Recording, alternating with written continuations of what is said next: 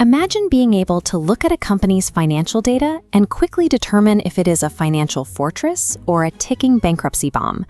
This ability starts with the balance sheet. This is the official document where corporations are legally forced to expose their financial secrets to the public.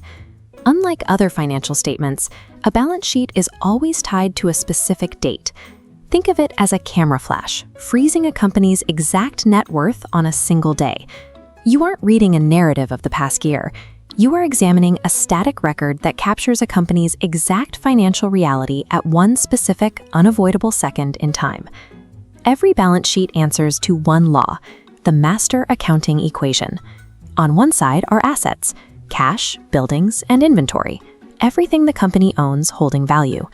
To balance the scale, we add liabilities, debts owed to others, and shareholders' equity, the capital provided by owners.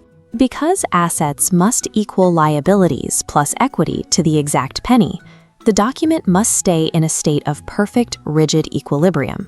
That is why it's called a balance sheet. At first glance, a balance sheet looks like an impenetrable grid of jargon and unreadable text. Accountants typically read these from top to bottom, sorting items by liquidity, how fast an asset can be converted into cash. For an investor, much of this detail is noise. To find the signal, we have to ignore most of these lines and focus on the core data. Stripping away the technical jargon leaves 5 specific numbers that serve as a high-level diagnostic chart. Vital sign 1 is cash and marketable securities.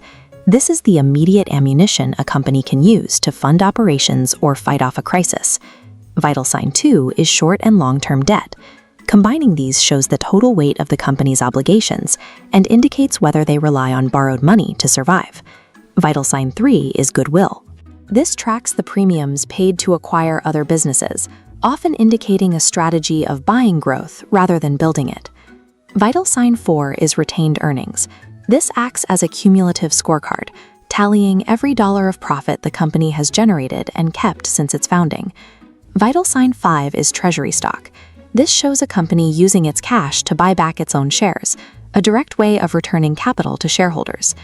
These 5 metrics indicate whether a company maintains hitters. We can test this framework on Chipotle's 2023 end-of-year statement.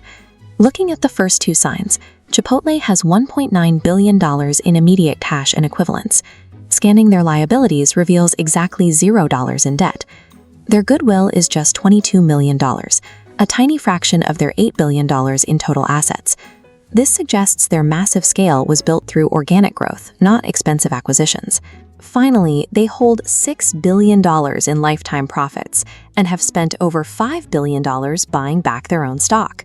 Within seconds, these numbers provide a clear signal. Chipotle's lack of debt and high cash reserves fit the profile of a financial fortress. You've just performed a high-speed assessment of a multi-billion-dollar corporation, cutting through the labyrinth of financial filings. The balance sheet offers an unhideable account of a company's past choices and its capacity for future survival, provided you know where to look.